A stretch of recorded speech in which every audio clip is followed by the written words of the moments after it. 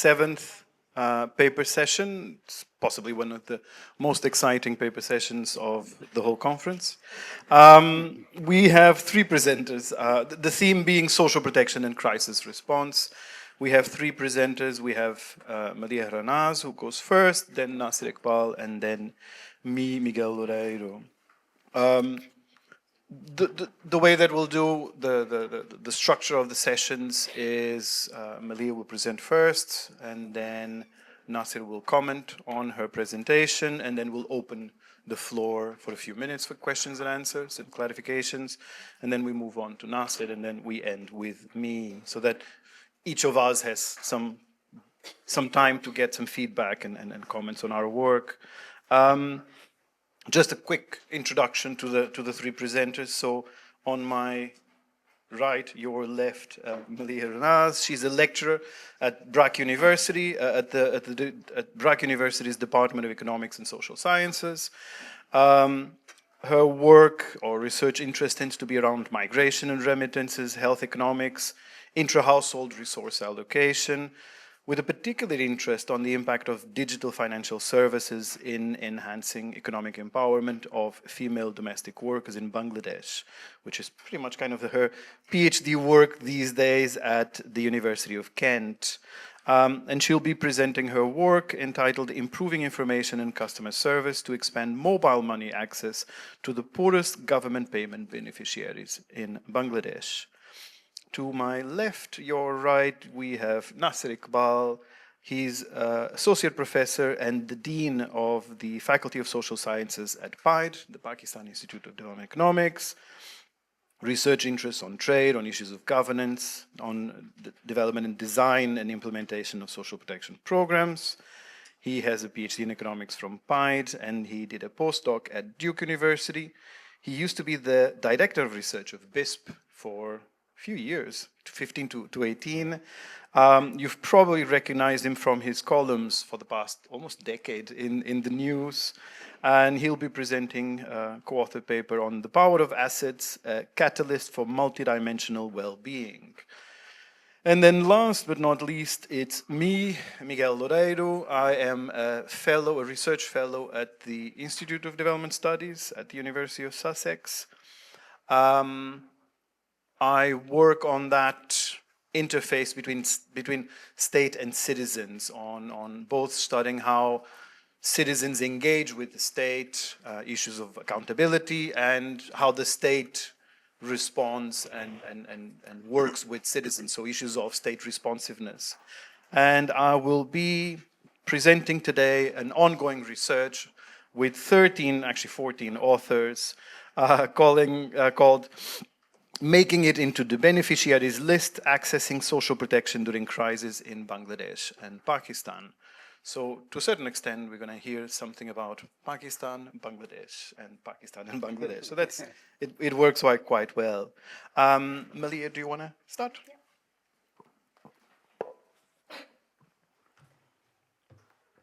Thank you, everyone, for having me here today. This is my first time presenting this paper at an audience, and I'm very much looking forward to some feedback and suggestions to make this even better. So I'm presenting this paper co-authored with Professor Zaki Wahaj, who is also my PhD supervisor. And this project was done in collaboration with Innovations for Poverty Action and A2I, which is a government organization in Bangladesh that is aiming to digitize or bring in digital solutions in the economy. So I'm going to start off with a bit of introduction on mobile financial services, also known as mobile money. I've heard that many of us are aware of this. It's similar to Jazz Cash, which we have something in Bangladesh, which is bKash and Nogod. So there is a digital revolution called mobile financial services. It is the use of a mobile phone to access financial services and execute financial transactions within the palm of your hands. They're easily accessible, safe, and easy to maintain. And one of the key players of this mobile money ecosystem are the mobile money agents. What they do is that they convert physical cash to digital value and vice versa through their cash in and cash out services. But apart from that, they are also at the front line or the frontier of encouraging adoption of MFS services or promotion of MFS services to both existing customers, users, and new users. So in the last couple of decades, this has gained a lot of traction, and it begs the question to say, can mobile phones deliver banking to the poor? And we find evidence of this even amongst the adults who are unbanked. 67% of them own a mobile phone. We find this evidence also in cases where among economically marginalized, such as people who receive government transfers, that 2/3 of them own a mobile phone. So account ownership is on the rise. It has reached 71% among adults in recent times. And this account ownership is having an account with any formal institutions. And what this report says is that it's actually mobile money that is driving this growth in account ownership among adults. This has primarily been due to share of adults in developing economies receiving digital payments. So this could be in the form of government transfers, especially during COVID-19. There was a push from the government to move to digital wallets. Also, if you're going to get paid your wages via mobile money accounts. Digital payments are also associated with using accounts for other financial services. So if you receive money in a mobile money account, you are essentially or potentially likely to use it as a form of savings, as a form of borrowing, as a form of insurance, and many more. But account ownership and receiving payments in those accounts, so digital payments, do not necessarily translate into improved financial inclusion. And that could be because the use of mobile money accounts may be limited to various market frictions. They could be on the demand side frictions, and they could also be on the supply side frictions. For example, there could be a lack of trust and confidence in using the technology. This is primarily among women that is more prevalent. There could be a lack of awareness and knowledge regarding the services. So what are the services? Can we do something beyond just cashing out from mobile money accounts? It could also be the vulnerability to exploitation by intermediary agents, such as mobile money agents. So they could be charging you OTC, over-the-counter transactions. They could be charging you illicit fees, and they could have issues with PINs. They could keep your PIN and access your mobile money account. And these frictions are especially within marginalized groups. So, for example, those with low levels of literacy, older, widowed, disabled. So in this paper, we ask 2 research questions. The first is, does information provision regarding mobile money account improve financial inclusion? So it's a demand-side intervention. The other research question that we ask is, can incentives given to financial intermediaries who are mobile money agents improve customer services in the use of mobile money accounts? And this is on the supply-side intervention. So I'm not going to spend too much time on this, but there's a brief, I'll talk a bit about the literature on mobile money. So there's been an extensive study on how providing just an access to a mobile money account to a household, to an individual, or even a household head has resulted in direct effects on consumption, savings, migration, and remittances. And it has helped households come out of extreme poverty. And you'll find a lot of this for Kenya, where the M-Pesa started back in 2005. But more recently, there's a growing literature that is looking at, or that is focusing on how consumers learn to use the technology and how they learn to, trust the technology, and how that results in adoption and expansion of these services. Particularly, studies have looked at how you can achieve this through learning by doing. So if you use the technology yourself, you learn how to use it, you learn how to trust it, and then you use its more advanced services. This can also be done through user-targeted intervention. So you can specifically focus on a target of people. You can contextualize the usage, and you can see how that affects their learning and their trust. Similarly, you can also do this through agent networks. There's a really excellent paper by Akaratel where they look at how giving mobile money accounts to female-housed households and how their interaction with mobile money agents resulted in the adoption of better food items for the household. So I leave that for you guys to explore. This context of the study, it focuses on government to payment, I'll be referring to them as G2P payment beneficiaries, under Bangladesh government social safety net allowance, which is disbursed by the Department of Social Welfare, Social Services. Under this program, there are 3 types of beneficiaries. They receive old age allowance, they receive widow and destitute women allowance, and disability allowance. These amount or this money is received in their registered mobile money accounts on a quarterly basis. So we provide 2 interventions, focusing on 2 of our research questions. So the first intervention that we design is improving information on mobile money accounts in the form of posters, desk calendars, and 2 short videos aimed at improving, 1, awareness, and the other, knowledge. And we deliver these interventions to the home of the beneficiaries. Just to put vision into words, I have a snippet of the intervention materials here. On panel A, you can see the poster that we give to the beneficiaries. You can see it's just a 3-step way to learn about mobile money. We avoided the use of heavy text-oriented messages. We wanted to keep it more, nice to the eye so they can understand. In panel B, we have the calendar page. So the purpose of the calendar was that on one side of the calendar, we would introduce the service or the additional services that they can get from a mobile money. And on the flip side of the calendar, we would expand on how you can utilize the service, how you can use it. So it allowed them to sort of interact with the technology as and when they wanted to. We also had 2 videos. I hope you can see them, but the first video was about awareness. So here we focused on just telling them that you're going to start receiving your allowance now in your mobile money account. You don't have to necessarily cash them out. You can store it there, have it for later use. And in video 2, we provide them with knowledge. So we give them instructional advices. We focus on mobile money agents, tell them how they can be like a combination of you to understand better about mobile money. The second intervention that we provide is improving customer service. This is a supply-side intervention. This is a non-monetary award scheme for mobile money agents. The purpose of this is to motivate the mobile money agents to deliver good customer service through reputation and enhanced recognition in the communities with which they operate. How do we do this? So we informed agents about an agent award scheme that recognizes their role in the community and the quality of customer service they provide. We told them that there's going to be this competition that we're rolling out nationwide, and if your name appears in our customer services according to certain characteristics, you will get an award. What is that award? Since it's a non-monetary award, we designed a crest that's going to say Best Customer Satisfaction in Mobile Financial Services. Again, I have some snippets for you to see. You'll see on the panel A that this was the crest.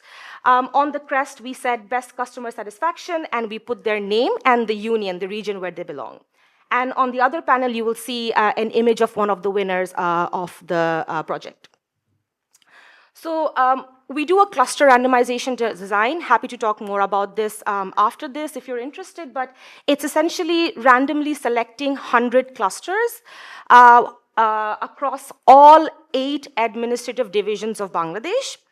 How do we define a cluster? So a cluster is either a rural union, which is the smallest rural administrative unit, or an urban union, which is the smallest administrative unit in cities and towns.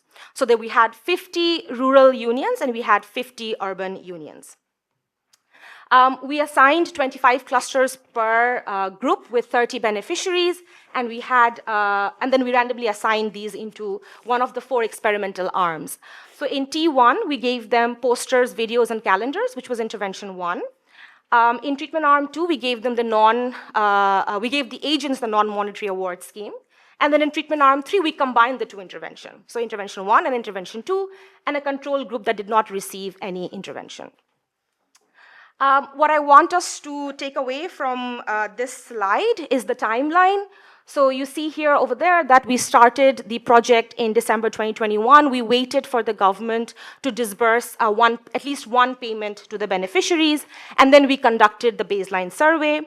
Once we conducted the baseline survey, we provided the intervention, and then 6 months after the intervention, we did the end-line survey. I have some summary statistics here for you. There are a lot more, and again, happy to talk about this later, but we find that 61% of the sample are female, and the mean age is about 57 years old. So it's an older population as the nature of the program. But what's interesting here is the prevalence of mobile money, which we were interested in to know that how well they knew about mobile money. And you can see here that 31% have heard of MFS through friends and family, and only 16% have heard of MFS through existing adverts and campaigns. So of course, mobile money has been in Bangladesh for over 14 years now, 14 years, yeah, and over this time, they have invested highly on advertising. But despite that, only 16% are aware of this. Trust at MFS is high. It's at 60% at baseline, and they think that it's a reliable source to store money. But only 4% have actually had a balance in their account at baseline. And only 10% use their account for other purposes apart from receiving government allowance. And less than 10% can perform at least one of the basic transactions related to mobile money account. I didn't put this here, but another helpful information is that almost 92% of them withdraw their allowance immediately after they got it. So they sort of view mobile money accounts as an intermediary step to cash out their money. So we have this econometric specification. We use an intent to treat estimate with an analysis of ANCOVA. And I'm happy to go through this again, but essentially what this helps us is to have a robust measure of our treatment effects. What ANCOVA does is we introduce the pre-outcome variable as a control in our estimation, and that helps us isolate the effect of the intervention from any other factors. Only we focus on the treatment effects.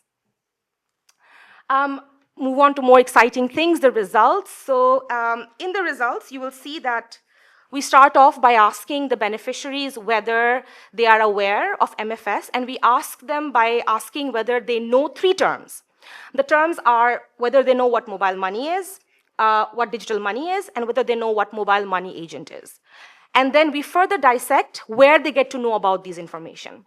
So in the first column, we have beneficiary is aware of MFS through friends and family, and you can see that only T2 increases their awareness from friends and family. So one of the ways I can think about is that mobile money agents are also very socially embedded in our communities. If you go to rural areas, they are probably your next door neighbor.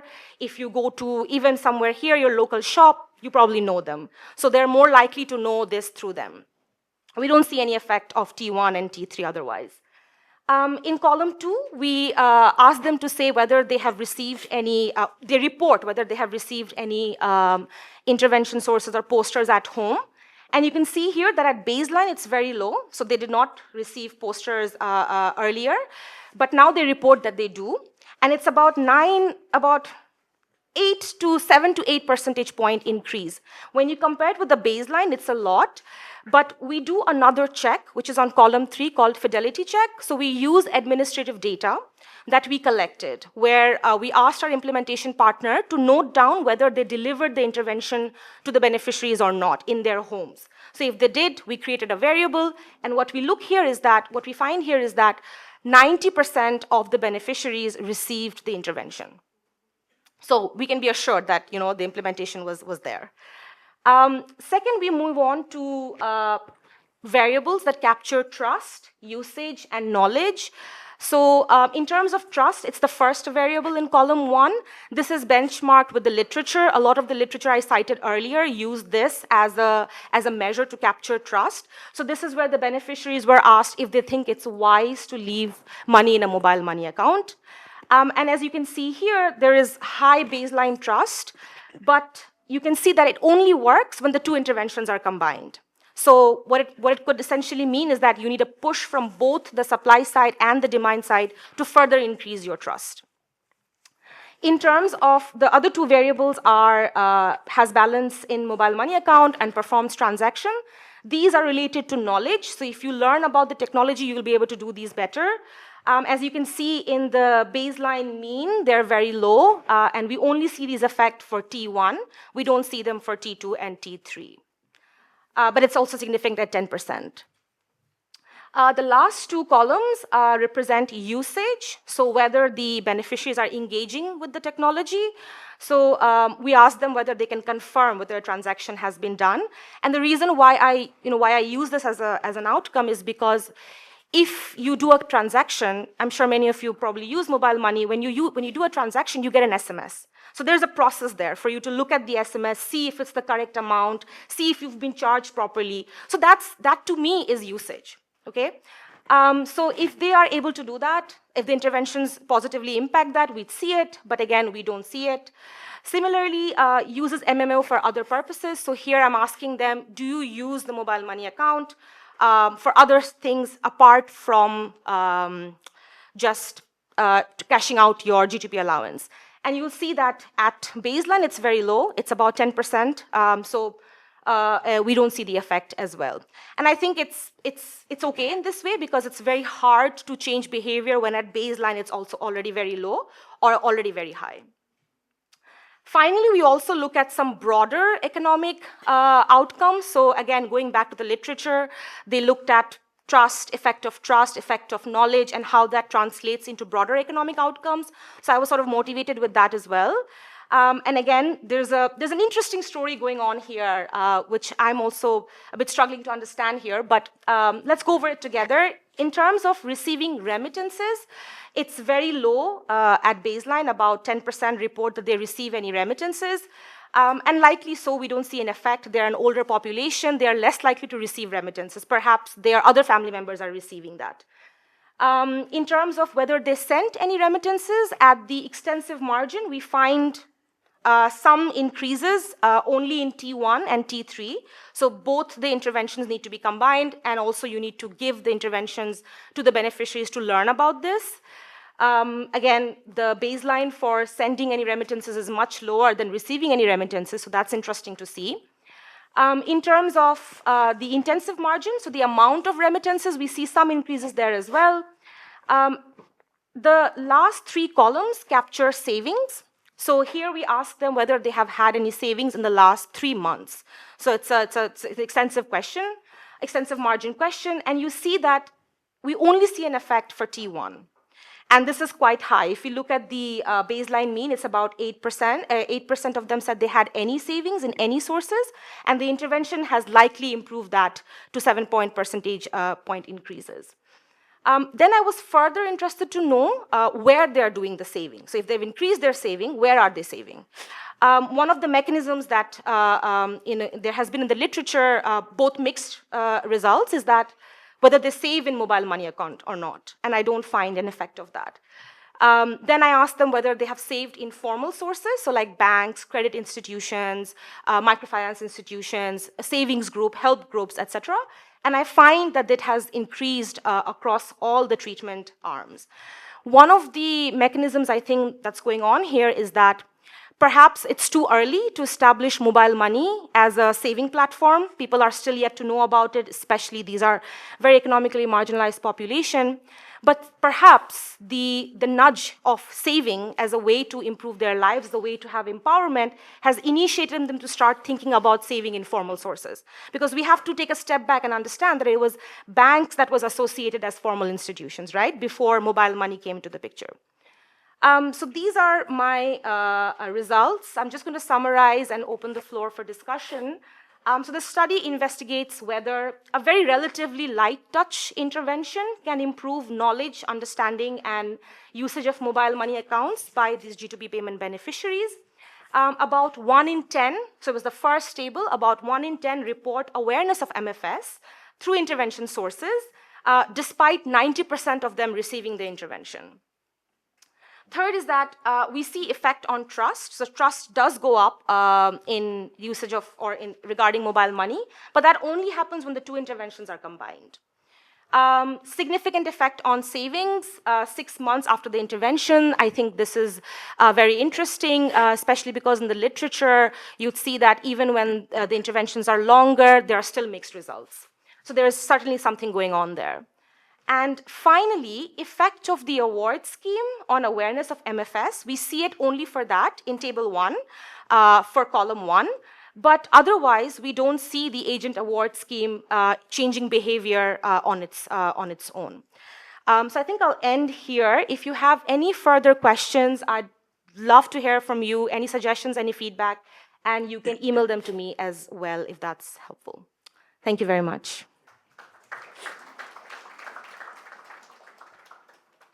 Chile.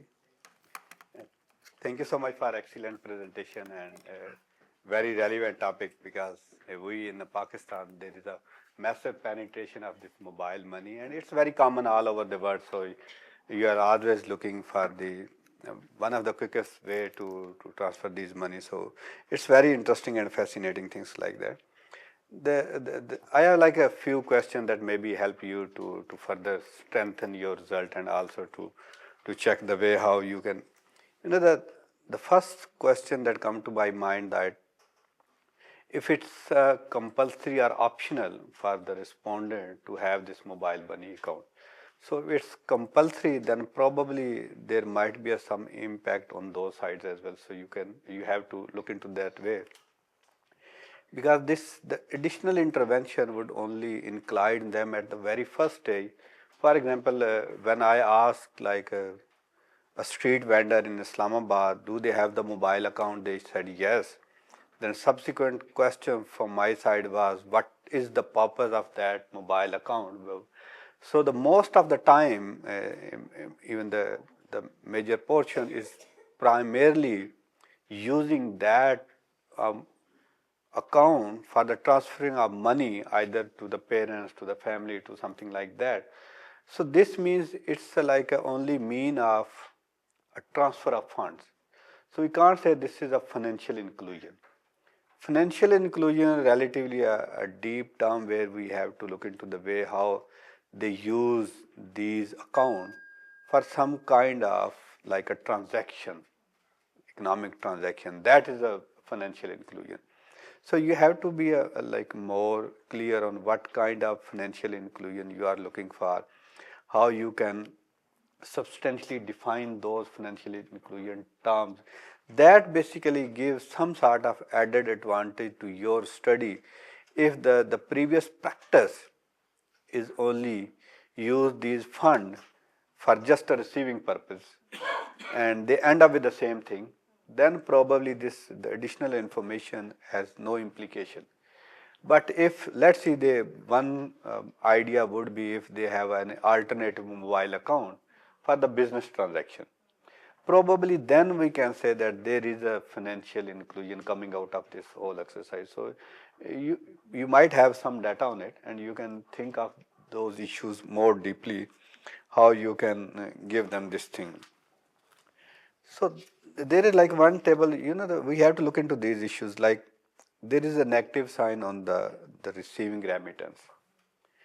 But suddenly you end up, there is a significant increase in the amount of receiving money.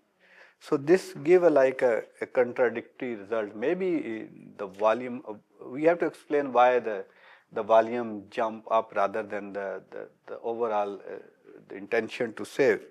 Secondly, then there is a sending remittances as a relatively high ratio. Again, the question is why they are sending money if they are ultra poor, to whom they are sending money. If they are only sending this money to their family member, to friends, something like that, then still it is a bigger question whether we call it a financial inclusion or not. So I think these are something that we really have to think. The last, like you should have to look into the all estimates in a much broader ways, because the mostly the coefficients and the estimates are weakly significant. So the reliability and the dispersion that they have, it's again a question for the validity of these results. How you claim that this additional intervention, either in terms of the information, would have any strong implication for changing the behavior of the respondent. The last point that I really want from your feedback on it, how you establish very upfront that this is one of the key issue that restricted these individuals to use their mobile account for economic transaction. Is it the only information? Is it the some sort of like if you don't have an economic opportunity within your community, and if you don't have enough capital that allow you to make an economic transaction or to go for a financial inclusion, then probably this additional information may not have an impact. And that also link with the result that you have. So maybe if you put these two arguments in your frame and try to justify how you can like explain these relatively weak result, probably you have a better answer in terms of looking the neighborhood, looking the economic opportunity that they have, looking to their intention to work, looking their intention to go for financial inclusion. Because opening a mobile account is not a financial inclusion. And in our case for Pakistan, it is compulsory. You only get money from these channels. And in your case, what I assume, it's a compulsion for them to have that account. Then at the very upfront, we must say, these are the ultra poor or poor people. Are they really looking for some sort of economic transaction? If yes, then probably any kind of additional intervention. It could be information, it could be anything like that would have an implication. So just try to rethink this and conceptualize in a way that explain these outcomes. I'll stop here and then we have a... Do you want to respond or do you want to open up? I think I'll respond first, and then I can open up, if that's okay.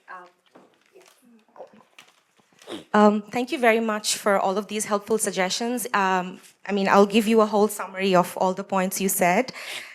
So I should just highlight that the purpose of this project was that IPA had done an initial scoping study with these beneficiaries who had already received mobile money accounts, and they had themselves created a need. So they had told IPA that they want to learn about mobile money account, they want to become better educated on this, and they had set a need that the existing resources that are available are not catered to them. So it's much more difficult for them to read in English, it's much more difficult for them to only see sentences or paragraphs about mobile money. So the motivation for designing these interventions came from what we learned from the field.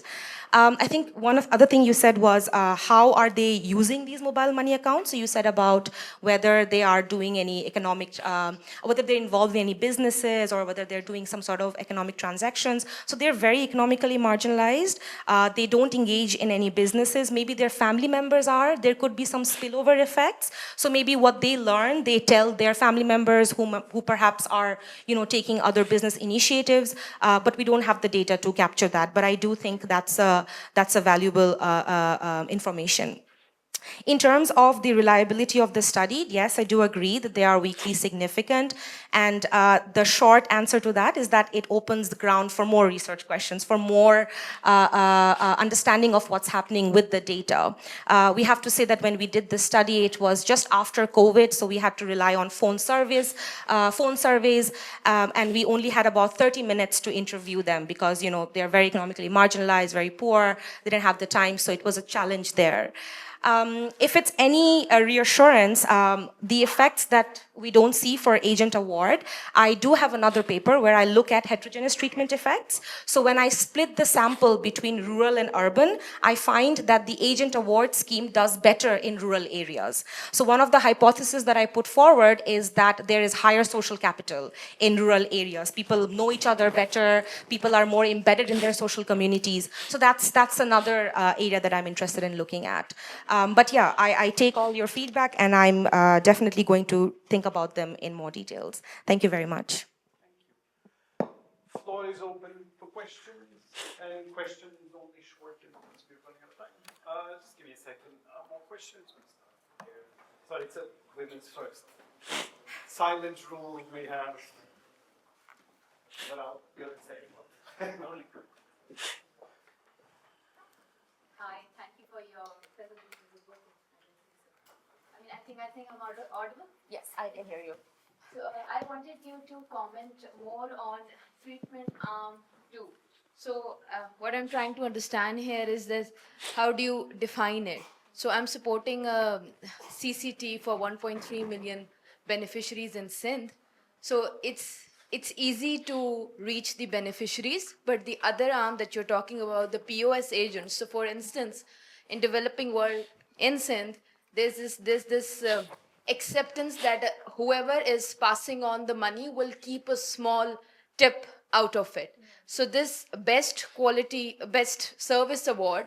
So from what I hear is, and it's also non-monetary. Yeah. So the cost for him is that he's uh, losing that tip. So how do you define this best quality award? And how many winners were there in an area? Like, how did you define it? Thank you.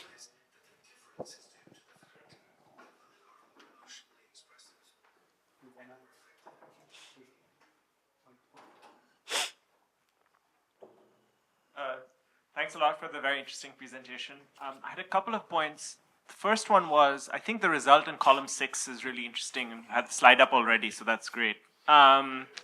So I wonder, because one of the things that I know about mobile money accounts, if you save money in them, you're not going to get any interest whatsoever. And so given the environment was a pretty high inflation environment, even for Bangladesh during that time, maybe that's what could explain the difference between columns 5 and 6 here, right? People feel like if they save in formal sources, then they would at least get a return. The second point is there's been literature showing that women sometimes benefit more from mobile money because then, especially for intra-household bargaining, they can hide the funds from their family members. Maybe you're already aware of this. So do you see any results there on your side? That would be interesting to know. Thanks. More questions? Thank you very much. These are very interesting questions, and I love talking about them.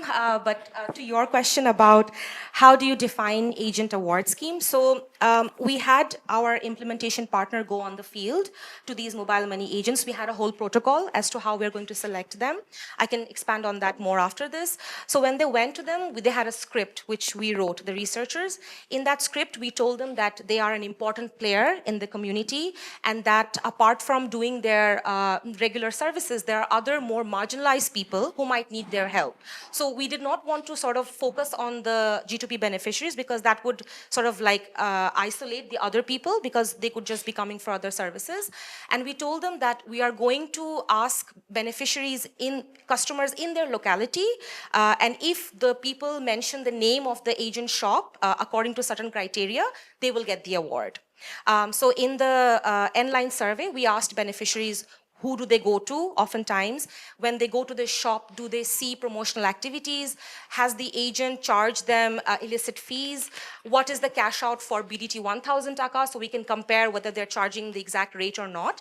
And then we created an index. So all those agents whose name came up and had higher index, we selected them as the winner. And in terms of, for the mobile money agents, we set up a dedicated hotline number so they could call us and ask us if they had any question about all of these things. So I should highlight that this incentive is like, they already get financial incentives, by the way. So the commission they earn from the MFS companies. The way this arm is different is that it's on top of that. So we're trying to isolate that. Does pro-social motivation have any of that effect? I don't know if that answers your question. The second question you had was how many were the winners? So in my slide, I mentioned that we had 25 unions, so clusters in each treatment arm. So in T2, we had 25 unions. So all the agents in those 25 unions received the award. So 25 mobile money agents. Just a small follow-up. Yeah. Was this the participation? Sorry, the participation to be part Yeah. for the POS, was it voluntary? Yes, it was voluntary. Voluntary. And what was the refusal rate for participation? That's a good question. I don't exactly remember, but we followed a protocol where we didn't rely on refusal rates. So we went to one mobile money agent. If they agreed, we give them the intervention. Then we went to the other one. So according to the protocol, we tried to go to all the mobile money agents in the beneficiary's locality. But I don't exactly remember the exact figure for any refusal rate. Just a small comment. So if, for instance, a that rate is big. Yeah. It could be indicative of, yeah, I'm sorry, I'm ending. We'll take it up. We'll take it definitely outside. Yes. One more question. I think you said about formal sources. So I should just highlight that mobile money accounts in Bangladesh do give interest. It's not as much, it's very little. So you have to depend on the slabs of the amount. So there is some, but people don't know about it. But yes, I agree. Maybe perhaps that has incentivized them to move on to formal sources. In terms of your second question, I have another paper where I explore this. So this was not the focus of this project, but we look at the effect of mobile money on female domestic workers living in Dhaka slums. And we do see that having an effect. If you're more interested, I can recommend a paper by Emma Riley, where she looks at loan disbursement via mobile money account, and she finds really extravagant results. So I think that's a good touch point to start with. Yeah, thank you. Yes. Yeah, Bismillah Rahman. Thank you so much for this opportunity to present this ongoing study on this asset transfer program. So let me briefly explain what the program is and how we come up with this study. So there is a concept in economics that the big push always works. So you are looking for a big push to transform your society. And in case of big push, for the ultra poor, there is a very well-known model, what we call the BRAC model, implemented almost everywhere in the developing country. So they are looking for this asset transfer for a sustained and long impact. So this asset transfer basically is a package intervention, where the one of the component is apart from the assets, they give some sort of consumption support to mitigate this question that they use these assets for consumption or something like that, or to give some sort of a hand-holding in terms of some basic knowledge how to manage these assets and something like that. So these are like a package intervention where they try to accommodate and uplift these ultra poor. But generally question to us is if like what we were thinking, when you have the parallel support mechanism in terms of consumption support as well as the assets, probably still you have a different implication. But what happened if you are receiving this consumption support over the longer period of time?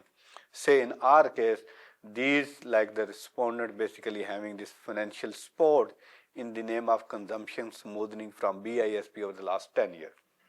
So this give an ultimate and a question to us: if the consumption needs are already met through through a financing from one of the National Social Protection System, then what happened if you can give them an additional big push, what we call an asset transfer?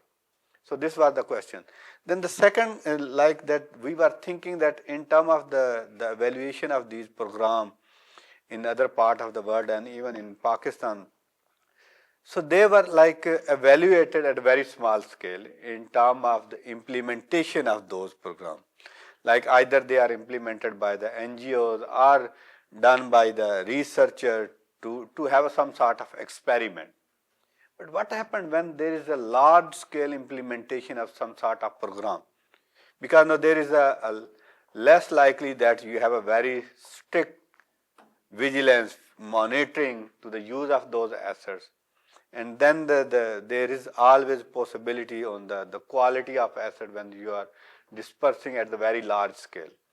So these were the fundamental questions that we are really looking in this study. And the key question to us: what are the additional effect of these asset transfer if you already met with the consumption need?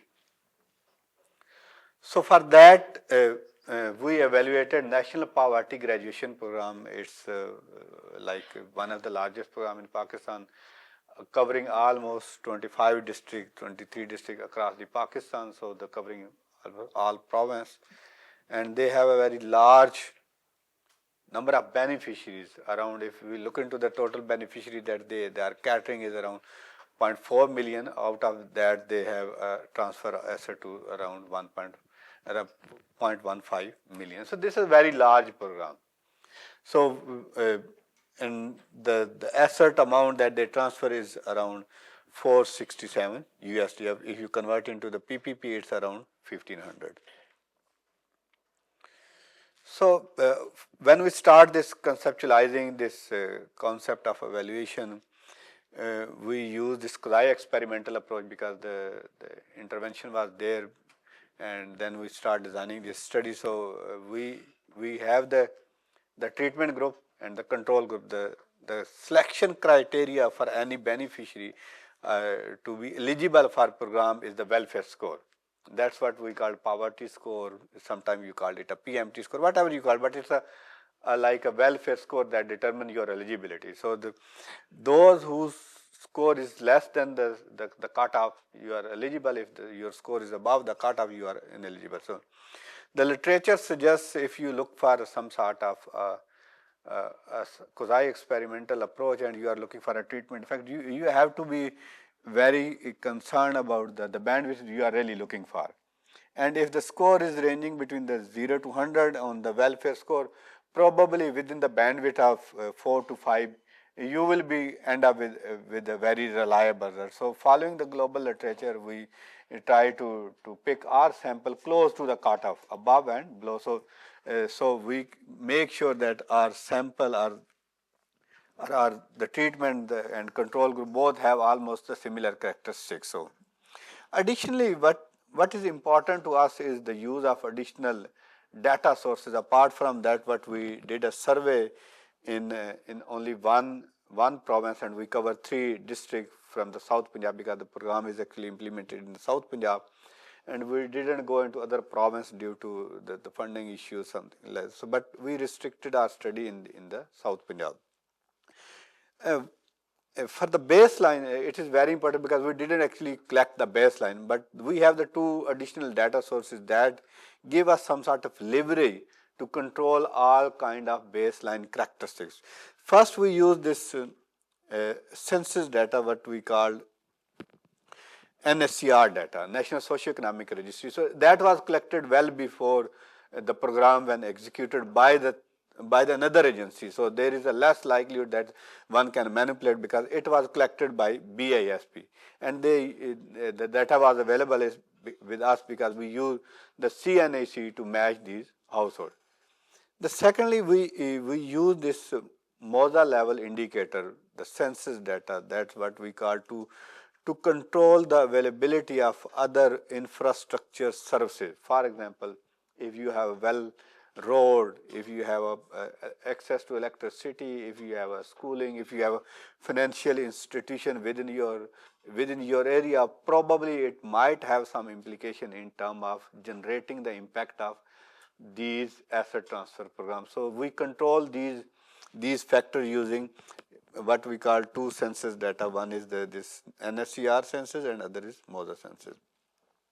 We use very simple like identification strategy. It's one of the standard methodology that used in the literature for assessing the impact of any intervention. As I said, we control with the district fixed effect to cater some sort of location heterogeneity. We have the baseline characteristics using this NSCR sensor, and the secondly, to control the village level variation, we use this MOSA sensor that provide a very unique like a variable on the access to basic services. So the first key question, would our methodology have a minimum criteria to judge that we have a very robust methodology. So we look into the way this program was implemented. That's what we call the compliance rate. The figure on the slide clearly shows that the compliance is almost 95% in this case.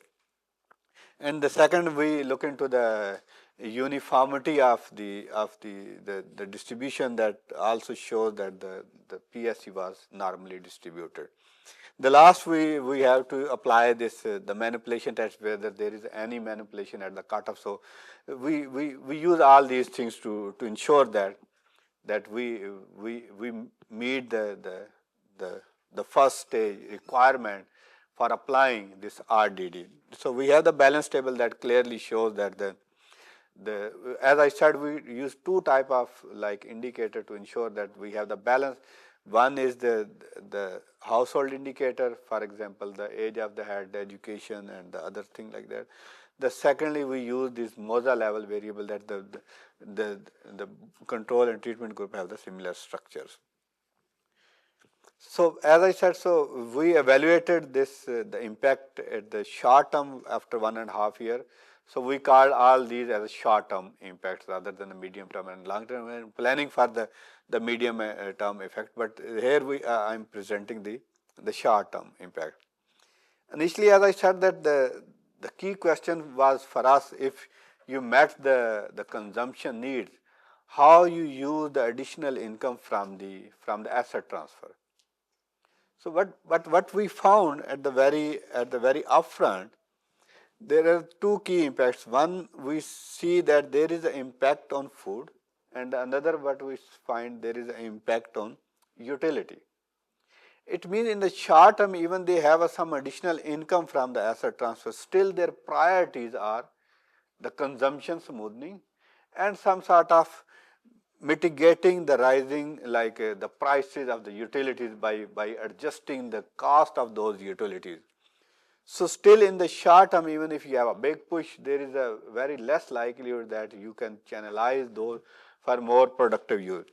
Interestingly, what we find, look into though it's insignificant, look at the education component. And we are trying to figure out what happened with these beneficiaries. There is some kind of switching from education to the labor market, because now you need an additional labor to look after your asset. So then the ultimately question, how you accommodate that additional asset, either it's a shift. If it's a shift, then it has a very like a long-term consequences, because now you are doing a trade-off by putting your either a kid or girl from school to look after your assets. So this has some implications. So we have to look more into this issue, how they can support this. We also look into, as I said, it's a multidimensional concept behind this whole asset transfer, that you have to build your asset for the long-term resilience, because ultimately objective of these asset transfer is to uplift these people out of poverty. So you are basically using a term of graduation. The graduation of these people come out of this whole exercise. So we find some impact on at the very earliest stage on the small animal. Probably if you have a very at the initial stage, if there is small income from these assets, additionally you can invest on the adding more animal into your portfolio. Then we find some impact on this housing and the other indicator that probably represents some sort of like inclination toward the more of investing in some areas where you previously ignored. In terms of saving, as two interesting findings from our perspective, that one, that these are the very hardcore areas like Leah, Jhang, and DG Khan. Those are highly prone to climatic issues, and most the literature cited that these poor households rely on borrowing from the friend and family and other member to meet to accommodate these crises. But we didn't find any further escalation of borrowing parameter of these households. That gives some sort of idea that even if there is a very slight impact on decision to save, so they start looking to save, but they didn't have a much saving yet, but they start thinking about to go for saving from these amounts. So this means that on the one hand, it helps you to fall below your threshold income to borrow. On the other hand, it will incline you to start thinking about making saving. Here we again like a very interesting result in terms of social integration within the society. We do find that there is a trust building, there is a self-satisfaction. But there is a like a negative sign on the political engagement. Now the question to us, what happened with these beneficiaries? There are two explanations to us. Either, you know, the mainly these people were recruited for the demonstration, strike, and the political immunity from the low strata of the economy, of the society. Once you have the minimum, you cross the minimum income, probably you change your preferences from participating in these type of activity to more of the economic activities. That could be one possible explanation, that the people now start shifting toward the more political, more economic activities rather than the political engagement. Still, it's an open question. We have to explore the logics behind these results, but we are looking suggestions and working on this, how we can look into these issues in more broadly. So I conclude my presentation by saying that we do have some initial impact in the very short term, but these are more of some sort of meeting the current need of the individual. Still, there is a weak outcome or weak impact or weak relation on the long term or medium term resilience of these households. So the question about whether we are uplifting these people on a permanent basis is still an open question. Now we are planning to have a medium term analysis of these households, so maybe we can have a different impact. If you look into the global literature on this big push, the impact evolved over the period of time.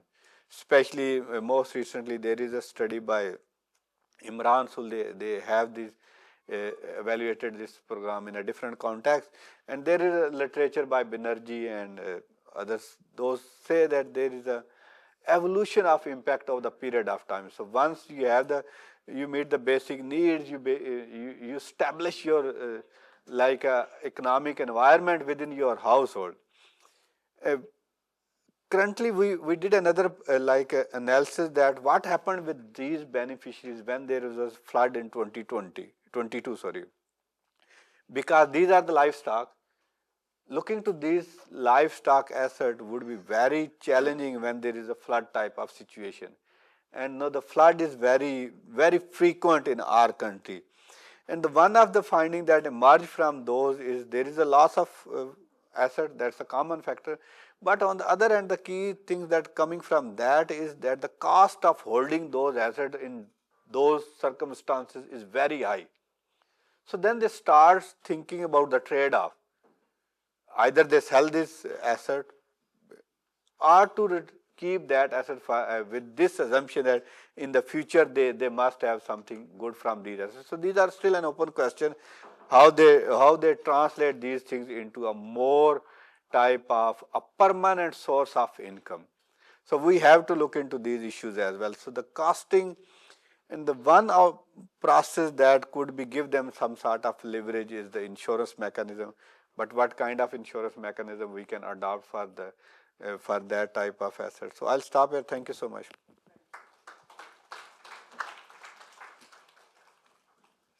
And then I'll pass on to the audience for more questions.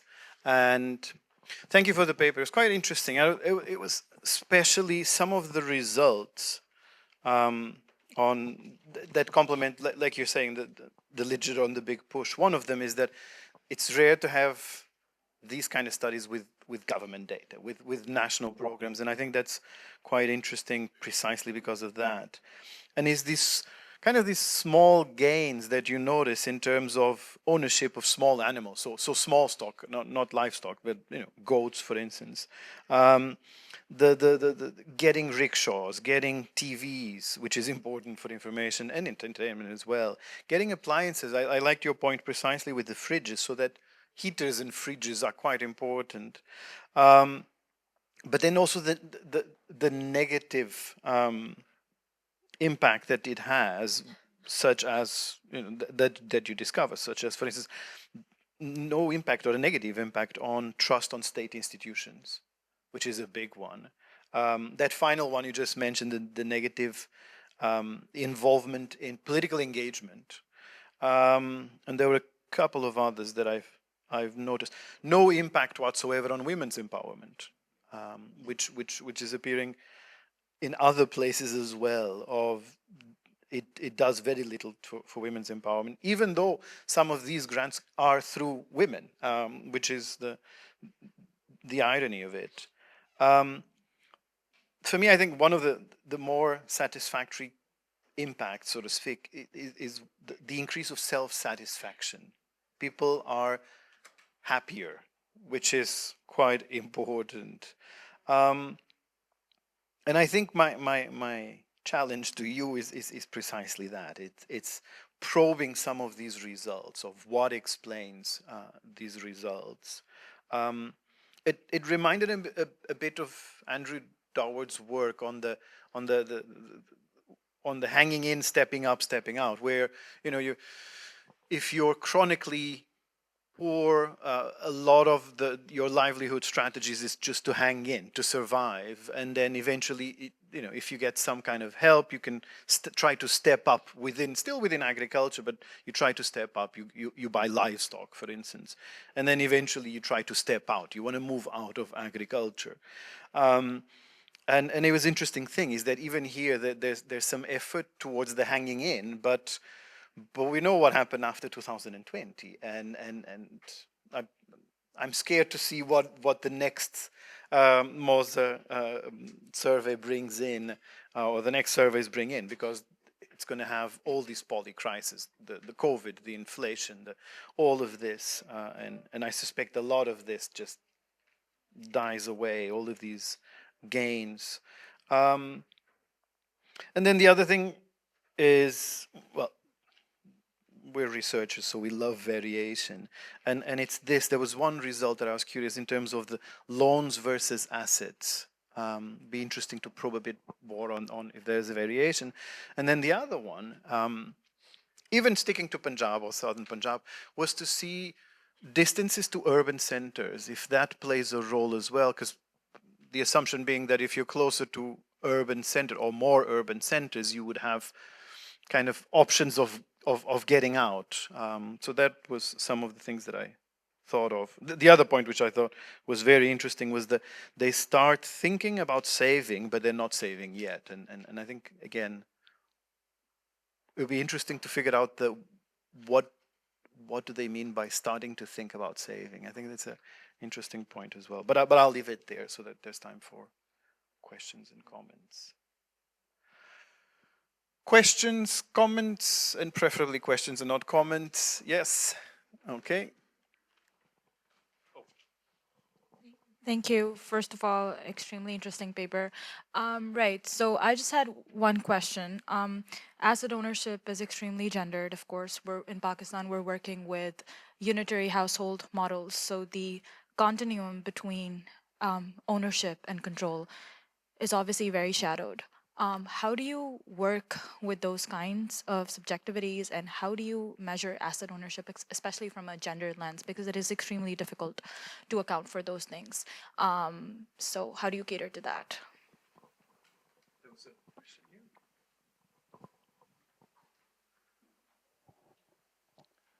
As I know, there are two other components of this project, interest-free loans and skill development. So why these two other components were left and you only saw the impact of assets on this project? And second is that such kind of projects are being loans, funded by IFAD. There is one project running in north of Pakistan, in Gilgit-Baltistan. There is another similar project in South Punjab. Then there is another project they started in Gwadar, and similar project on the similar pattern in Khyber Pakhtunkhwa. And we all know that recently World Bank has admitted that this model of development has failed in Pakistan.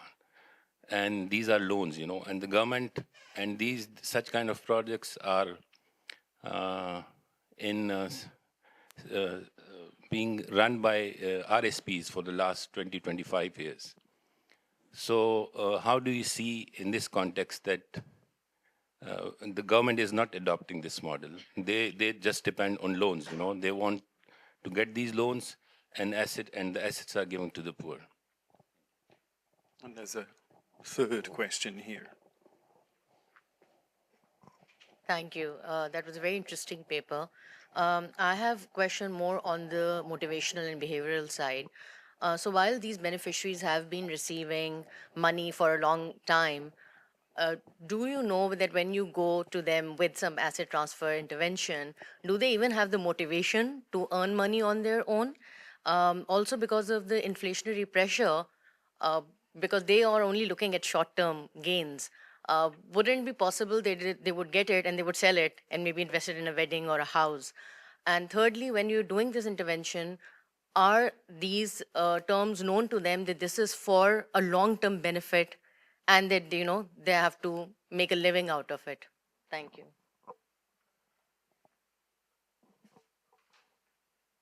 Thank you for very, very interesting and very thoughtful questions. So I'll start with Miguel. So basically, yes, we are trying to unpack many of our results, because what we find, like if I start with the very basic what we call the first table, where we are looking into the more of multidimensional consumption pattern. So what happened with the education? So is there any switching? And secondly, the desire to save means, so they just say that yes, we are trying to save, yeah, we are saving, but what happened, do they are saving additional amounts? That's remain an under question. So these are all things really we are looking more of these things, and we're trying to unpack with the additional data set that we have to look into these questions. So I'll come to your question later. First, I'll try to explain why I didn't took other two component and what is thinking at the government level, because I have a lot of interaction with the government, how they look into this program. Firstly, yes, we did collect data on this interest-free loan, but the sample size were very small, around 100 something like that. We didn't include that. Now we are planning in the next phase, because at that time, in the selected areas where we were working, there were very small number. The skill component we didn't include in our analysis due to like precisely to keep focus on the one component rather than the multiple component. But in the next phase, as we said, we are also expanding the district from the other province as well, and also to include these components. The another interesting component that come to our discussion at the very latest stage, that they have a very well defined training session for the climate change.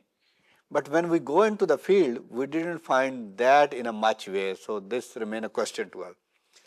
But the real question for us is the scalability of these programs. I was visiting Balochistan. I met the head of the RSPN over there. So I asked a very simple question. Like, you are here in the last 4 decades, but if you look into the poverty number, it remains same. There is no change in the health component. There is no change in the education. What happened? What RSPN are actually doing there? So he is a very straightforward answer to that. He said, we are here to create on evidence. We did experiment. We did a small scale project with the help of different donors that created evidence. But when there is a question of scalability, there is no ownership by the government. Government is not interested to scale up these programs.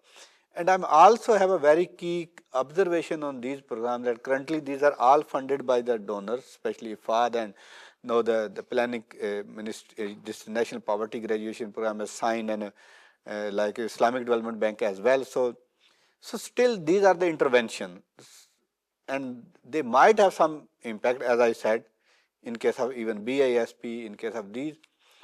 So, but the real question, would these are enough to actually uplift these people?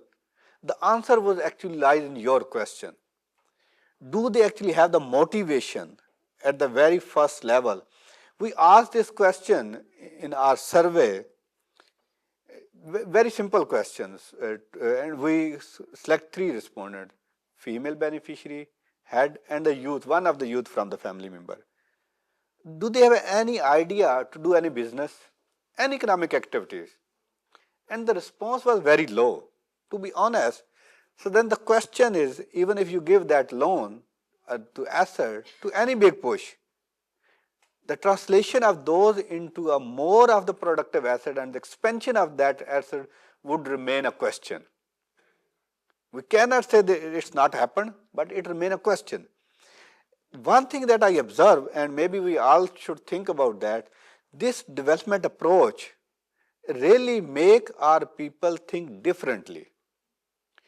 If I visited a lot of areas, especially in the South Punjab, in Sindh, KPK. I didn't go much in Balochistan, but I visited these areas, Thatta, Hyderabad. You know, what they are thinking, now they are waiting for another aid. Because they feel we are entitled, we will get this lunch every 1 year, every 2 years, every 3 years. And if you look into the support, those are provided to these districts. Look at the South Punjab, don't go anywhere else. Look at the South Punjab.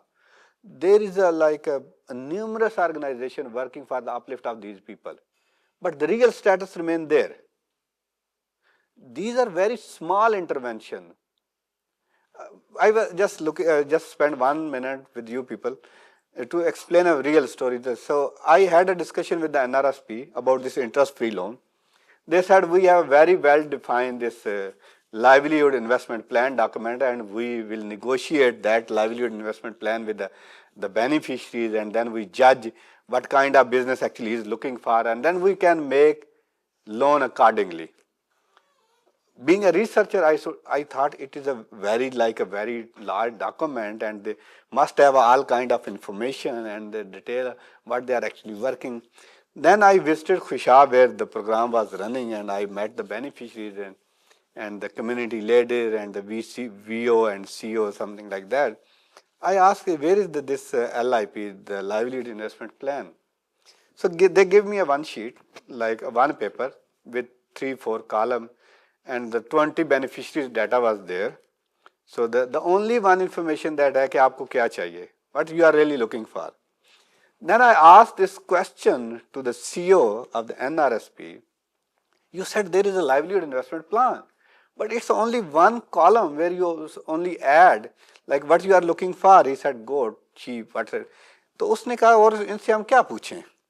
So then I said, why is that you are claiming like that? So this is the reality. We have to think totally different. This development model never work in anywhere in the globally. These are the short intervention. Of course, they can create an evidence, like Maliha created evidence that if you increase the information, it help you to penetrate to induce something like that. Similar like that, the idea of this economic opportunity is historically proven. The other things only the support mechanism should be very realistic and should be confined to only with some sort of sunset clause. BISP is working for last 12, 13 years. Now it become a political program. Every successive government say, oh yes, we have to expand it. No, we are claiming this victory that we are included 9 million household in the BISP net. The victory should be that we graduated all these people and we left with only 1 million beneficiaries. But look at the priorities. So these are the all political and the policy question, and we really need to think our growth model, our development model, even education. We are claiming over the last 20 years, 22 million kids are out of school. And if you look into the Punjab intervention, you can visit Punjab Social Protection, hundreds of intervention. But there is no improvement. Is it a demand issue? Is it a supply issue? These are the still questions. Thank you so much. Thank you. So far, we've heard the good news. And I'm going to be presenting the bad news, which is talking about people who don't make it into these programs.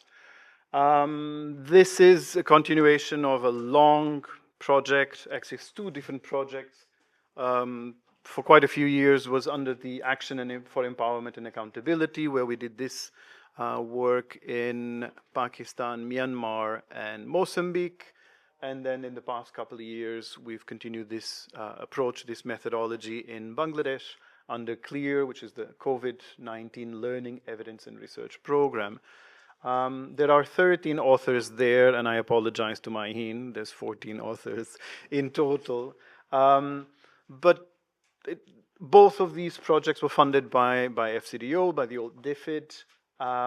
The bulk of the work in Pakistan for the governance diaries was HRCP and IDS, and for CLEAR for the Durdina diaries was the the BRAC Institute of Governance and Development, Big D, and IDS.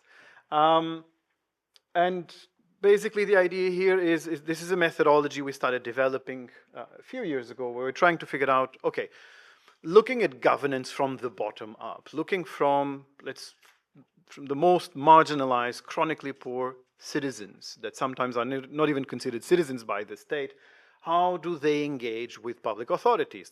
And these public authorities can be the state or just other key actors in areas where they work, where they live, sorry. And let's make it even worse. Let's look at conflict-affected, violence-affected settings, or what we're calling these days difficult settings. So how do they engage? Do they make claims? How do they make these claims? Do they make these claims collectively as individuals or not? How empowered, disempowered they are? So this was the first phase that we call the governance diaries, where these methods, it was actually a basket of methods, like a longitudinal ethnographic panel data with lots of different methodologies within, from interviews to basically think of it that every month or so, a bunch of us, and Mudawir was one of them, would go to the same households and ask them, how are you surviving? How are you living your life? What are the issues that you're facing? How are you dealing with these issues? And the advantage of doing this over time, going every month or so, is that we can actually see how they are handling their problems. So we did this in the case of Pakistan, we did it in 5 locations, both rural and urban, both conflict and non-conflict, or at least active and non-active conflict, in Islamabad, in rural Punjab, and in, I don't know how to call it, peri-urban KP, used to be the tribal areas. And then in a second phase, because what we noticed, one of the big findings was it's all about intermediaries. Right? Mavish was talking about it this morning. A few other people have been talking about brokers and other types of intermediaries and influentials. And that's through whom you get to these public authorities. That's through whom you get to the state. So in the second phase, we said, okay, let's continue these diaries, but this time let's do it with the intermediaries themselves. How did we pick the intermediaries? Well, we asked the households, who are these people that help you access the state, access public authorities? So throughout that time, we started in 2019, and the question here was, well, when marginalized, chronically poor citizens engage with public authorities, when they demand for accountability, what are the roles, strategies, and practices of the different intermediaries that broker these engagements? Or in some cases, we noticed in parts of Pakistan, in a lot of Myanmar, this was before the latest coup, when citizens and communities in fragile settings don't engage with public authorities to solve their governance issues, what do they do instead? So a lot of the self-provision. Don't know if you know what happened in 2020, but there was this thing called COVID-19 that had a huge impact on our research. Negative impact, a lot of people died, including some of our intermediaries died. The other thing we noticed was intermediaries just started working non-stop during COVID. Because what we realized, there's a link between citizens and the state in a lot of places. So it was through them. They were making lists. They were helping the state making lists of who to target and so on and so forth. So we kind of adapted our research a bit during COVID in terms of making phone calls. Again, a lot of these places are conflict settings, so people don't talk on the phone because they might be bugged by aliens.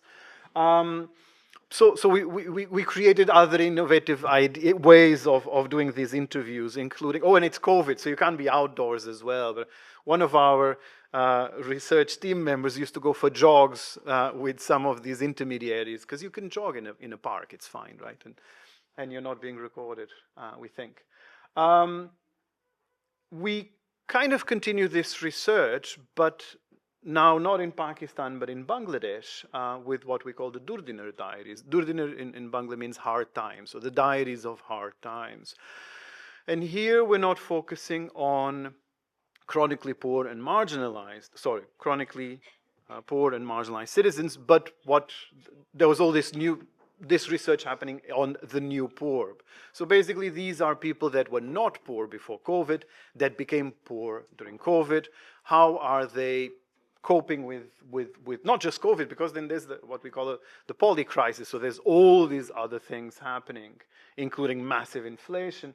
So how are these new poor meeting or trying to meet their governance needs, accessing the state, accessing services in the context of COVID? So we did the same thing, 38 new poor households. We then noticed, we separated between never poor, people that were never poor in their lives and became poor, and vulnerable non-poor. So people that were not poor before COVID struck, but had been poor in the past. There was a slight difference. And we did this in 4 locations, 2 rural, 1 urban, and 1 peri-urban in Khulna. And we interviewed the intermediaries as well. We couldn't do as much diaries because we didn't have that much money, but that was more or less the idea. But largely, so what we're doing here is trying to figure out what governance looks like from below, rather than from above, through ethnographic panel data with households, and with ethnographic panel data with intermediaries. And can give you the findings of all of the, 6, 7 years of research. And these are the kind of the main findings, and they cut across countries. One of them is that there are multiple diverse authorities that matter for decision-making and governance. And controlling for conflict. So in more conflict settings, you're going to have less public authorities. In non-conflict areas, you're going to have more competition in terms of more public authorities, more intermediaries. The other finding is that intermediaries are crucial. Whether you like them or not, they're there. They will be there. Shamis, Mavish is here. They will always be there. So it's how do you work with them to a certain extent. And they're there because they're good at navigating both the formal and the informal local governance systems. The other thing we notice is that local governance changes from village to village. Even if you pick one district in Punjab, because it's easy, because we don't have to travel that far and we don't need no objection certificates to do research, studies, not research. It's still super, it changes, right? The panchayat composition changes. The other thing we notice is that in some places, it's not the panchayat that matters, but it matters is that you're a panchayat member, so it's your status, but not the panchayat per se, among many, many other things. But what we notice is that basically the networks themselves are the public authorities to a certain extent. We see a lot of self-provision, a lot of low expectations on the government and strong pressure to just solve it yourself. I mean, the reason why people end up going to landlords to get their problems solved is because they get solved. Even if they lose, they get solved. There's closure. And finally, obviously, local patriarchal power structures playing a big role. Although even within there, we saw women intermediaries and being quite clever about. So we had one woman, for instance, in rural Punjab, where she couldn't go to the panchayat meetings. She was in the panchayat, so her son would go and WhatsApp her, and she would WhatsApp back the son. So it's quite clever. The other thing we started noticing at the end of our research is that if you're a powerful intermediary, quite often, if you're married, it's a family affair. We wanted to call it the article a family affair. Because how do you access the women if you're a man, a male intermediary? And that's where your wife or your daughter steps in and reaches that part of the community, so to speak. Quite a couple of slight differences. One on Pakistan, the ubiquitous role of intermediaries mediating between the poor and the state, constantly, everywhere.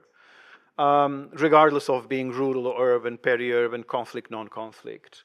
The intersecting inequalities that make the poor further marginalized. So Elaine Allen was here the other day, we were talking about this.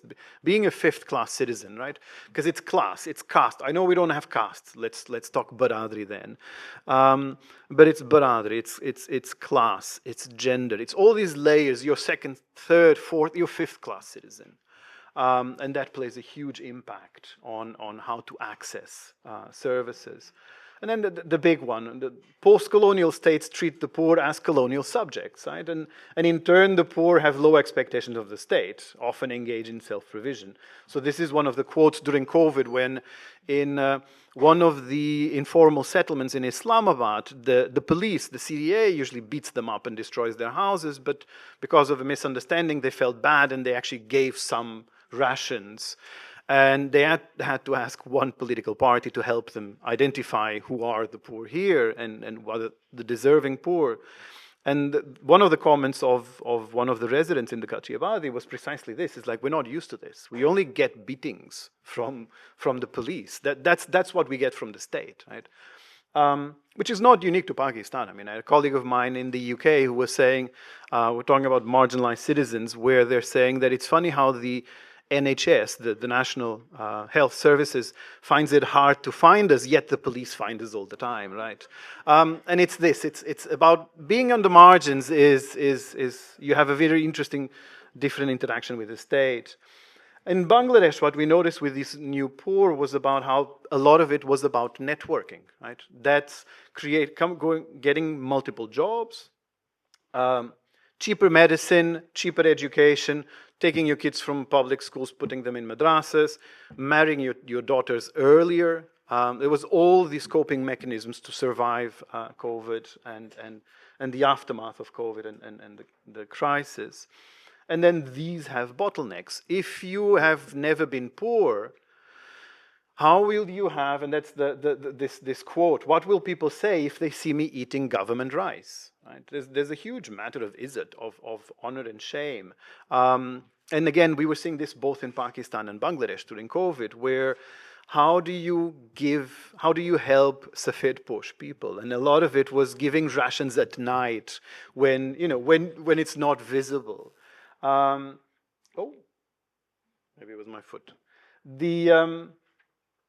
The other bit was about entitlements and documentation. Is basically if you're new poor, you're not poor enough to get BISP, right? To get any of the social protection mechanisms. I should speed up. I'm not going to go through this, but just to show that while Pakistan is kind of 2008 is the big moment where it kind of starts centralizing a lot of its social protection. In Bangladesh, what you have is an add-on and more and more programs to the state where these are, you have 1, 2, 3, 4, 5, 6, 7, 8 different ministries in Bangladesh that have different types of social protection, whereas in Pakistan you have one. And I know I'm exaggerating here. I mean, BISP does much more than BISP itself. But, and again, if you think of governance from a public administration view, if you think from an administrator point, if you're a bureaucrat, you fall in love with this. There's one ministry, it's centralized, what a beauty. What we don't notice and we start thinking is, if you're not a civil servant, if you're not controlling the thing, this means that there are more avenues for you to try to negotiate and bargain. And there's a bunch of strategies that both countries came up with during COVID. But I'm not going to go through this, because this is how do you access BISP, how do you not access. So this is just a couple of interesting points from our research. So from our 37 households, 15 were female-headed, 3 were accessing BISP. Right? 1 in Islamabad, 2 in rural Punjab, no one in KP. There were a bunch of reasons why. The main reason, men. Right? So in the case of widows, for instance, the uncle or the cousin, whoever the closest man was, saying, well, it's not necessary, it's a lot of paperwork and you don't have to fill in. And it connects with mobility in terms of we can't get there to the another office. Because one important point I forgot to mention is you need an ID card. And you'll be amazed at how many people don't have a computerized ID card, even today in Pakistan. Particularly women. Other issues of misinformation, connections. I mean, this morning we had a couple of presentations on communities. Communities don't exist, right? But what you have is villages and neighborhoods and baradris and different. I don't. Were you here yesterday when Umar Masood had that really nice map of Sheikhupura? You should have seen that map. It's brilliant. There's a road. I think it's JD Road. And north and south, there's a huge difference of who gets BISP and who has no access to resources, state services, and who does. And my point was like, that's a Kharibabad. That's probably Muslim sheikhs, right? And you notice, I mean, Hassan, Javed, and many others talk about the fact that we don't talk about Baradri. It's like we don't talk about Bruno. We don't talk about Baradri in Pakistan, right? Not in official documents. You speak about it all the time, but you don't talk about it in official documents. And a lot of this is to do with this, with Baradri and Baradrism. Or if you cross the Indus, it's about being, khel and sub-khel. That doesn't mean that it's entirely that bad. So we had examples, for instance, cases of intermediaries going to widows saying, you're entitled to BISP, I'm going to make sure that you're going to get BISP, but you have to promise that you're going to divide it with these 3 other widows that they're not entitled to. And they agree. So intermediaries start kind of playing around with the amount of resources to spread even, and it's BISP. I mean, we're talking about what, 10,500 in every 3 months rupees, right? And you give a cut of what, 1,500 to the guy that gives you the thing. So it's 9,000 rupees, 3,000 rupees a month, right? And you're still dividing by 3 other widows. The main activity, this is what we noticed during COVID with Tiger Forces and many other groups and the emergency cash and all of that, was the role of intermediaries, formally and informally, helping the state making lists. Who goes into the list? And this is where you see how powerful the intermediaries are. They, at the end of the day, they're like the street level bureaucrats. They are the ones that make the decision of who gets into that list and who doesn't. And you have finite resources because you don't have that much money. That's why it's important. And one of the big groups that was missing, it's that famous missing middle. The ones that don't have formal social protection and are not poor enough to get informal social protection. So the Safed Posh, for instance. We discussed this, Mudaber presented this last year here, right? I mean, the reason why there's this disengagement is both because, is both because there's a lack of awareness of entitlements and rights by citizens, but also because there's a lack of absence of interest of the state to engage with these chronically poor and marginalized. And that's why intermediaries matter and why they're crucial, right? They're the people that navigate this system. They speak the language of the state. They know who, they have contacts. I mean, it's amazing, like if I break an arm, I go to the hospital, the first thing that I try to figure out is not to get services, is who do I know in the hospital, right? And it's about the power of networks. And they're constantly creating and sustaining these networks. And we noticed this during COVID, on the phone with social distancing. They were constant, which is why they hated our interviews during COVID, because we were using their precious time of networking and getting more contacts to help their groups, their constituencies. And they build collectivizing power through these reciprocity relations. So this is where it took us a while to get to this finding, but that's when we realized why are influentials influential? Because they have numbers. How do they have numbers? Because they promise people they get things done. So they need to get things done, and once they get things done, then people.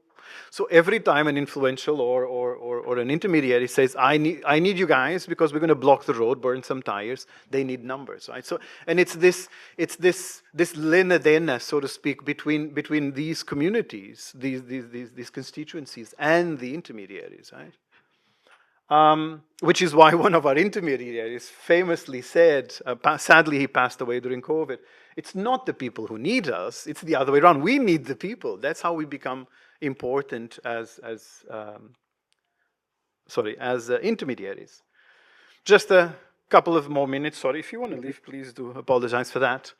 So this is what we studied in Bangladesh, which was the never poor that kind of dipped during COVID, and suddenly we noticed there was a bunch of different types of new poor, either never poor or vulnerable non-poor, some that were recovering, others not recovering. And Sahela is here. We have a working paper on this. But these are some of the strategies that they use to recover. Strong networks. It's all about networking at the end of the day. Borrowing money and goods, accessing all those social protections. So there's so many different cards that you try to access in Bangladesh, which is harder for never poor because they were not part of the lists. And reducing consumption and so on and so forth. But there were all these constraints. And the biggest one, and this is, I was thinking of your paper precisely because of this, asset depletion. During COVID, all those goats and the rickshaws and all of that was gone. And especially for traders, all of that was gone, and that's the big problem. Not being poor enough to access services, issues of honor, as I mentioned, and documentation. And just to give you an idea of the different types of networks and different actors, and we try to go deeper into the who do you contact for what. So you notice, for instance, in terms of social protection, the key actors that the new poor were contacting was the local government and the local elites. And so on and so forth. Just final conclusion, basically what we see is that the systematic state absence in the lives of chronically poor and marginalized, you're not citizen enough, so to speak. I know it sounds brutal. And the systematic absence in the support of new poor, of not being poor enough, for the case of the missing middle. And apologies for going way, way, way out of time. Thank you.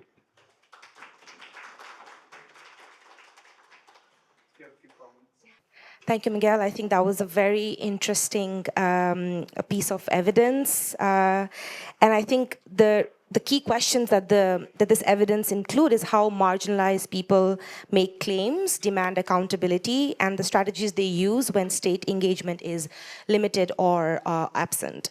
And I think the key findings reveal that the significance of intermediaries in connecting poor citizens with public services, acting as gatekeepers or brokers to state resources. In Pakistan, factors such as historical inequalities, bureaucratic prerequisites, example CNICs, and socio-cultural norms limit direct access to safety nets like BISP. And in this case, intermediaries play a crucial role in list making and enabling access, but often prioritize their own interest. In Bangladesh, marginalized groups adopt various strategies such as strong networks, borrowing, and reducing consumption, but they also face constraints including social norms, financial depletion, and low trust in government systems. So that was very, very interesting to learn. I'm cautious of the time, so I have two comments, and I'll have the other mail it to you. I think the first is the role of intermediaries, so the opportunities and risk. So while the research highlights the crucial role of intermediaries in connecting marginalized populations with state resources, I think it would be valuable to explore the long-term implications of this reliance.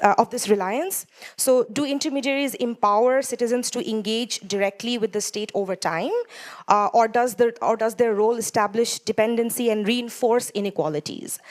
Including evidence or a framework to evaluate these trade-offs would, I think, strengthen the analysis. The second is about the ethnographic panel approach is very innovative, I think, and I think the presentation could better emphasize the scope and limitations of the findings. For example, how representative are the selected households or communities of broader marginalized populations in Bangladesh and Pakistan? I think this would help frame the extent to which the findings can, suppose, inform national policy level recommendations. So those are the comments I had. Thank you. Any questions? There's 1, 2, 3. Okay. we'll just go. So Miguel, while of course all the insights were really good, I just want to know, has any of these insights been taken up by any of the political actors? Because at the end of the day, usage of this should be in an intervention or a policy. So has this seen, the day of light when it comes to political economy? Thank you. Just behind you, you can just share.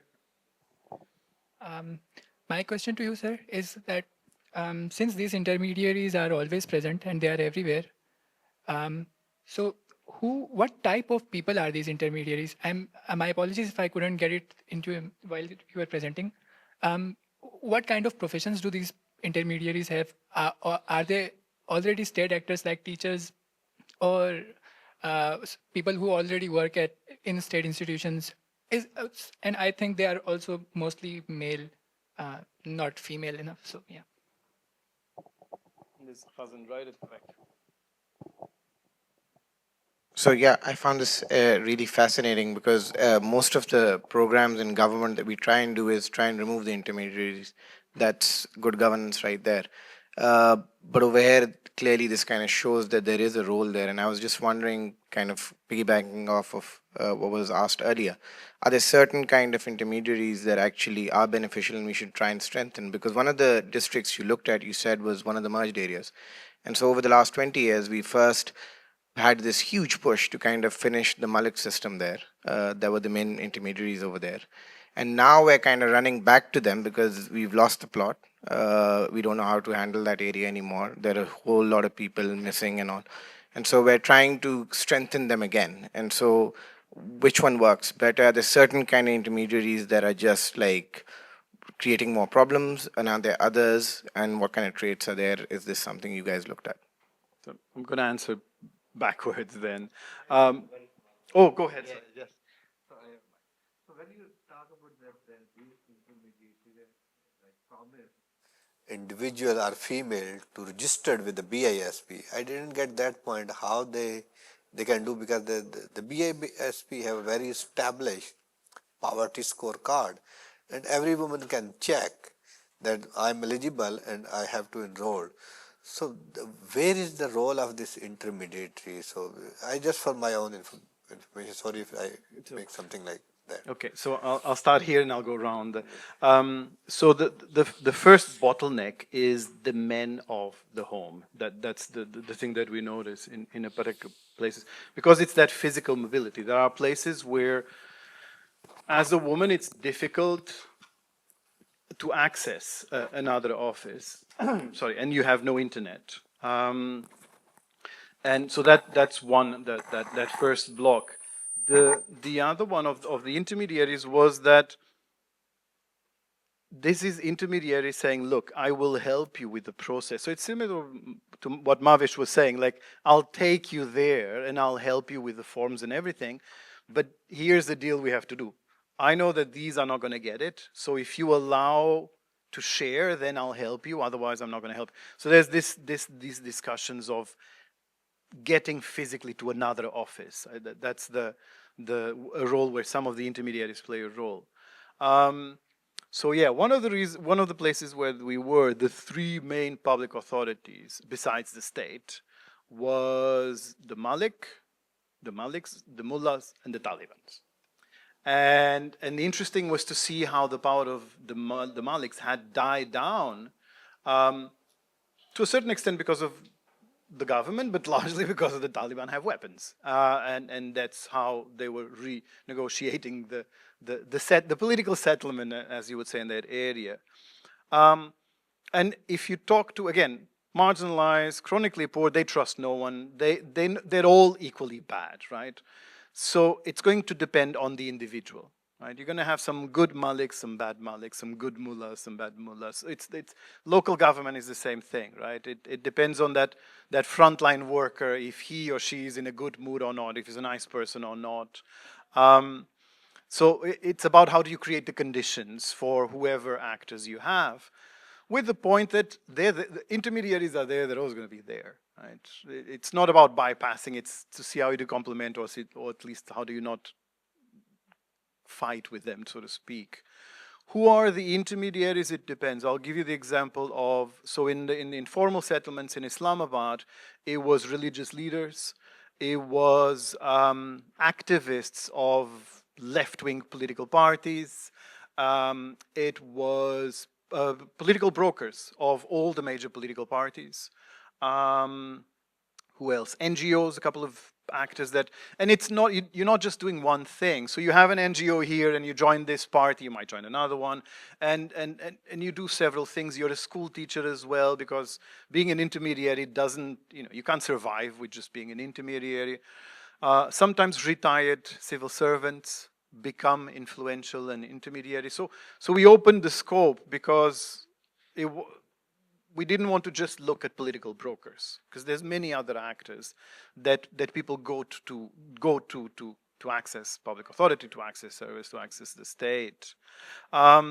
Insights for political actors, to be honest, no. We started a policy brief a few years ago, and we never finished that brief. And our idea was precisely that, was the brief was going to go to the pass, to the, what's it called, the Ministry of the Social Security. Yeah, exactly. Because we felt that they might be, we might have some interesting insights that they might appreciate.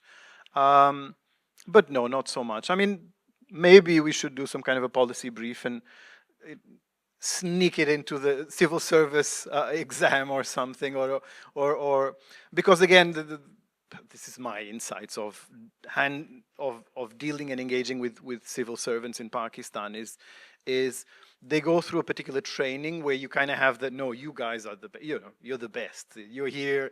And that, I think, is very important. Actually, that's a very interesting starting point, is with the civil service. Kind of how do they engage with citizens? How do they look at citizens? Because you profile, you have to profile. You don't have enough resources, don't have enough time. But you notice that there's a particular way of looking at people, which is why you go through your contacts. You always go through, even if you know that you were entitled to something, you're still going to go on the side, and who do I know here, right? And there's literature that shows that in industry, in services, in the bureaucracy, in everywhere, in politics, in Pakistan, it's all about networking. It's who do I know? Which was interesting to look at Bangladesh, because Bangladesh is exactly the same thing. It was who do I know? It's all about networking and building networks and maintaining networks.